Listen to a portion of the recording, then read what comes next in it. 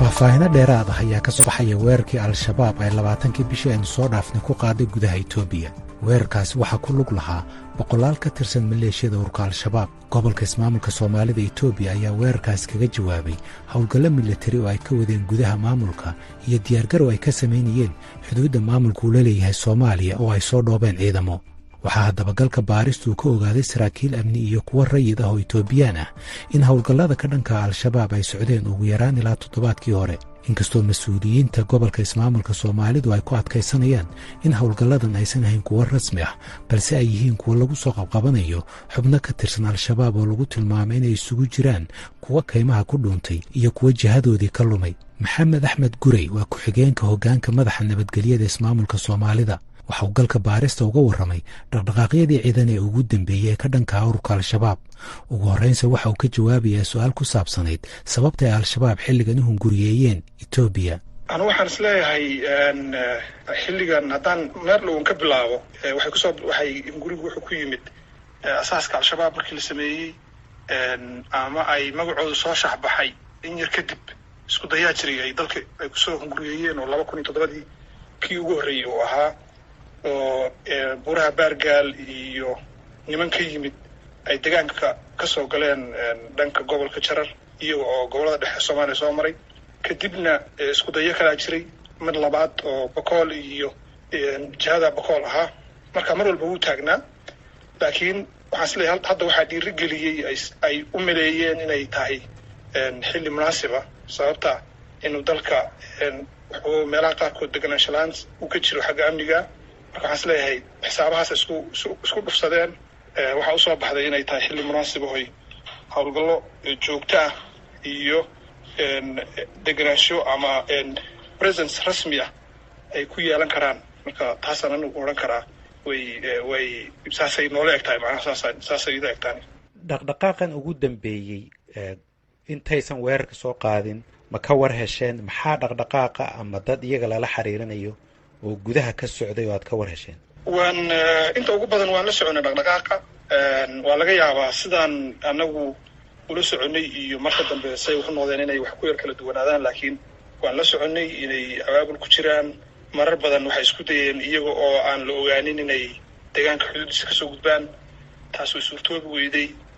markii dambena waxay riixday oo khasab ku noqotay inay howlgal muuqda oo la arko oo meelay ay taagegeysaba xoog ay isticmaalayaan inay kusoo galaan. marka tiina way dhacday dabcan oo gudaha way soo galeen oo hal mar dagaal iyo soo gelis isku daray. way soo galeen, laakiin mayna mahadinin oo ma ahayn mid istiraatiijiyada ay ku guulaysteen maaha, waa mid faylgarooday wey. marka hadda sidaad sheegtay waa kuwan gudaha u soo galay. howlgalkii arrintaa aad kaga hortagteen ma socdaa weli? halkeebuu marayaa? muxuu ku soo gabagaboomay haddii uu gabagaboomay?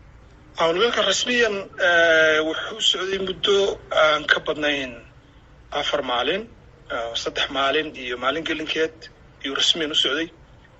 nimankii dhulkaas soo galay markii horese gaadiid bay la yimaadeen, qoryo culus bay la yimaadeen. intii gaadiidkii wax laga gubay iyo waxay iyagu gubeen bay noqotay.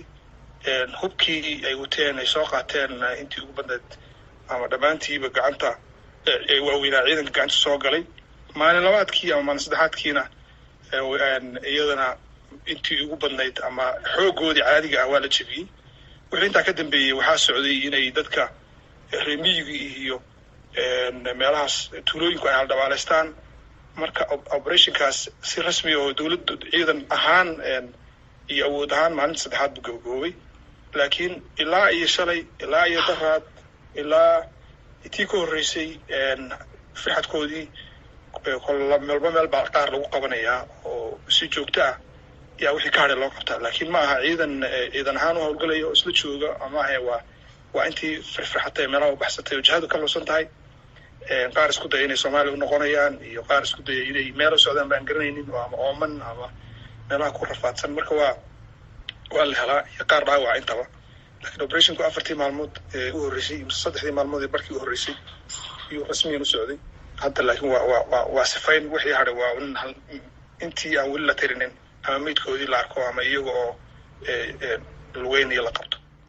mas-uuliyiinta soomaalida iyo kuwa etoobiya waxay isku raacsan yihiin meesha ay al-shabaab u socdeen inay ahayd dhul buuraley ah oo u dhexeeya maamulada soomaalida iyo kan oromada ee dalka etoobiya gaar ahaan deegaanada u dhexeeya gobollada afdheer iyo baale saraakiishu waxay sidoo kale isku raacsan yihiin oo ay aaminsan yihiin in al-shabaab ay halkaasi ka samaysteen sahan iyo weliba dad fikirkooda taabacsan maxamed axmed gure ku-xigeenka madaxa hoggaanka nabadgelyada ee gobolka ismaamulka soomaalida ayaa galka baarista uga warramay qiimaynta ay sameeyeen halka ay al-shabaab u socdeen halka ay u socdeen waxay ay nooleed tahay inay rabeen inay meel buuraha gobolka afdheer iyo shabeelle iyo dhanka oromiya oo baali ah dhulkaas buuraha ah oo ay isleeyihiin waa dhul cimilo ku habboon inaad ku jabhadaysaan ama dad aad ka heshaan ama oromiya aad uga sii gudubtaan inay tahay marka qiyaasteedu ama wararkaan helaynay iyo markii dambe socodkoodu jihadu nala soo aaday ama ay u muuqatay inay u socdaan halkaas ahayd mas-uuliyiintu waxay si gaara u xuseen in deegaanka ay al-shabaab u socdeen uu u dhow yahay magaalada ceelkarri oo ku taalla dhul istaraatiiji ah kuna toosan yeed iyo caato ceelkarri waxaa dhinaca waqooyi ka xiga iimey galbeed dhinaca koonfureedna jarrati halka dhinaca galbeed uu ka xigo gobolka ismaamulka oromada deegaankaasi buuraleyda ah waxay mas-uuliyiintu ku tilmaameen dadka deggan inay isugu jiraan xoolo dhaqato iyo beeraley waxay sidoo kale qirteen inay jiri karto xurguf u dhaxaysa dadka deegaanka taasi oo inta badan ku saabsan dhulka laba ilawareed oo kala duwan waxay galka baarista u sheegeen in xubno ka tirsan al-shabaab oo ahaa kuwii weerar ku qaaday gudaha etoobiya ay u suurto gashay inay gaadhaan deegaanka ceelkarri tiradoodu intay doonto ha noqotee waxaa saraakiishu tirada maleeshiyaadka gudbay ay ku tilmaameen inay u dhaxayso 50 ilaa 100 mas-uuliyiintu waxay intaas ku dareen in al-shabaab ay deegaankaasi ku doorteen siyaabo kala duwan oo ka soko istaraatiijiyada ay ugu weyn tahay shacabka deegaanka oo qaarkood xiriir iyo macaamil ay la leeyihiin soomaaliya iyo in laga heli karo dad siyaabo kala duwan u qaba saluug dhinaca baahinta maamulka ah iyo in deegaankaas al-shabaab ay ka unkeen dad fikirkooda taabacsan kuwaasi oo gaaray heer ilaa ay tababar qaataan deegaankana ay hub ku aastaan inkastoo mas-uuliyiinta gobolka iyo khubarada aqoonta u leh al-shabaab iyo gobolkuba ay qabaan in hadafka al-shabaab ee weerarkaasi uu ahaa mid istaraatiiji ah haddana samiiro geyd oo agaasimaha macadka daraasaadka amniga ee hiraal institute ee fadhigiisu yahay magaalada muqdisho waxay sheegtay inay iyadoo aaminsan tahay in ujeedka al-shabaab uusan ahayn inay saldhig joogto ah ku yeeshaan gudaha etoobiya uma malaynahay in howlgalka ururka al-shabaab ahayd mid lagu doonayo in saldhigyo lagu sameeyo gudaha etoobiya mise lagu qabsado deegaano waaweyn sidoo kale waxaan u malaynayaa inaysan u badnayn inay al-shabaab raadinayeen dagaal toos ah inay la galaan ciidamada etoobiya ciidamada deegaanka soomaalida mise ciidamada liyu booliis waxay ila tahay inay ahayd howlgal sahandoon ah oo lagu doonayo in lagu tijaabiyo awoodda ciidamada liyu booliis ciidamada deegaanka soomaaliyeed iyo kuwa difaaca qaranka etoobiya arrintan waxaa laga aqrin karaa in maleeshiyaadka loo soo diray xuduudaha loogu talagelin inay galaan dagaal culus ay ku guuleystaan sidoo kalena waxaa ka dheexan kartaa in al-shabaab aysan doonaynin inay ku lumiyaan qarash badan mise agab qaali ah oo la filan karay markii howlgallada sidaan oo kale galayno khatarta leh inay u baahan yihiin dhinaca kalena gobolka ismaamulka soomaalida etoobiya waxaa ka socda abaabul weyn oo aan ku koobnayn mid militari mas-uuliyiinta maamulkaasi ayaa ka qayb galay kulamo ay yeesheen odayaasha dhaqanka haweenka ganacsatada iyo culimaadudiinka gobolka gaar ahaan waxaa indhaha lagu hayay sida ay culimmadu uga jawaabi doonaan weerarka al-shabaab maadaama dagaalka al-shabaab uusan ku koobnayn mid militari uuna qayb ka yahay dagaal dhinaca fikirka ah sheekh maxamed xasan cabdulaahi burcaawi waxa uu ka mid yahay culimmada mudarisiinta ah ee daraaseeya kutubta shareecada islaamka waxa uu maamulo ka yahay macadka alnibras ee barashada diinta ee dowlad deegaanka soomaalida annaga hawshan markaan ogaanay haddaan nahay culimada deegaanka runtii kaalin weyn baan ku leenahay howlaha noocaas oo kale ah sababta waxaa weeye nimankani waxay rabaan inay ku khaldaan dadka inay arrimo diineed iyo horumarin diineed iyo jihaad iyo waxa ay wadaan dadkii inaan ku wacyigelinno waxay nimankaani wadaan inaanu ahayn jihaad wax kale oo ka madax bannaan diin inuu yahay ujeedadii kale doonaha lahaade arrintaa inaan ku wacyigelina laba deegaankan hadda aan joogno inaanu u baahnayn faragelin arrimaha ku saabsan oo meel kale ooga timid inaanu u baahnayn inaan dadka ku wacyigelino in fara badan culimo ahaan aan si gaara ooga wada hadallo masaajida aan ka hadallo dowrka iyagu wuxuu ahaa wacyigelin ku aadan arrintaas waayo waxaad ii sheegtaa marka maxaa ka duwan culimada soomaaliya oo tallaabooyin ah oo aad qaadeen ama aad ku dhaqaaqaysaan. Soomaaliya waad la socotaan, culimo badan baa joogta, haddana fikirka iyo ideolojiyada iyo turjumaada diinta ee al-shabaab weli dad baa ayay soo xero gashtaan oo ka tirsan ururkooda. marka idinku maxaa khibradood ka barteen culimada Soomaaliya oo ka duwan oo samaynaysaan marka ay noqoto gobolka Soomaalida? deegaanka Soomaalida ama maxay ahayd dawladda deegaanka Soomaalida waa dad ka duwan markii la eego siyaabo badan Soomaalida guud.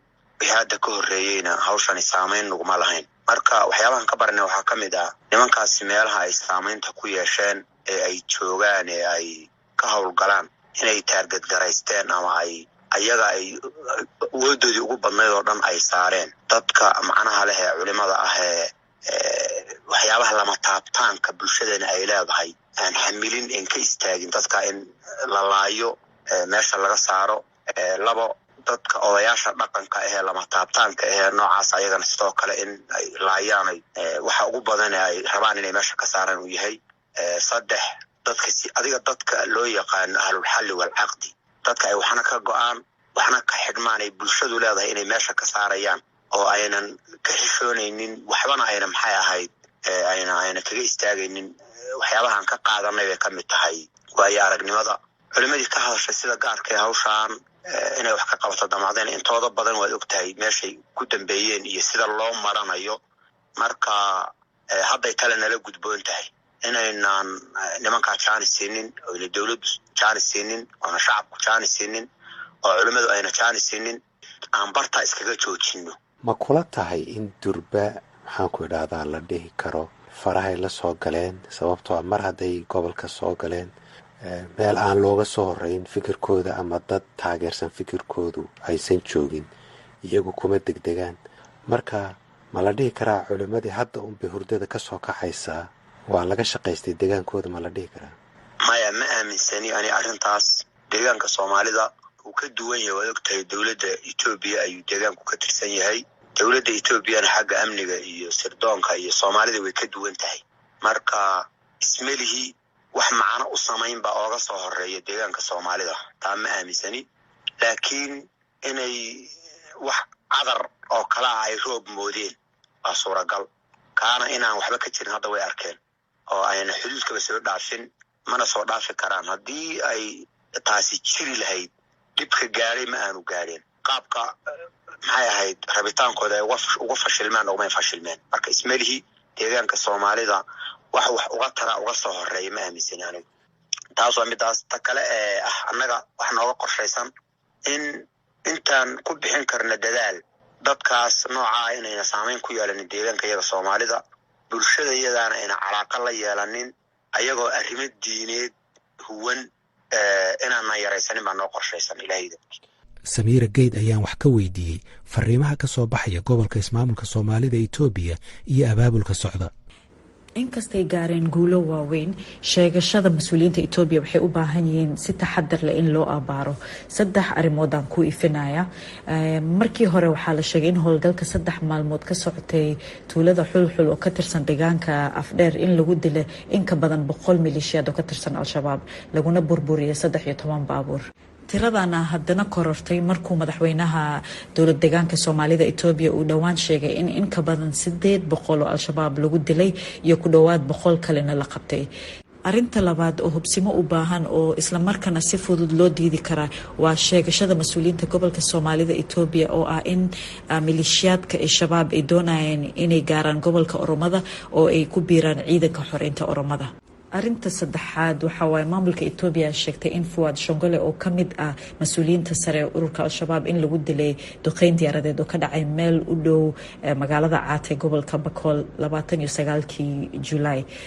ururka al-shabaab ayaa sheegashadan beenisay oo sii daysay cod laga duubay Shongole laftirkiisa oo ku beeneynayo warkii dhimashadiisa ahaa. Maxamed Axmed Guri ku-xigeenka hoggaanka nabadgelyada ee dowlad deegaanka Soomaalida ayaan weydiiyey haddii ay jirto cabsi ah in al-shabaab ay mar kale isku dayi doonaan inay xoog ku galaan gudaha Itoobiya.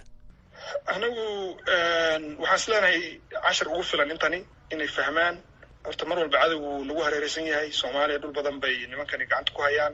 xuduudda Kenya aan la wadaagnana in badan oo kamid ah way joogaan.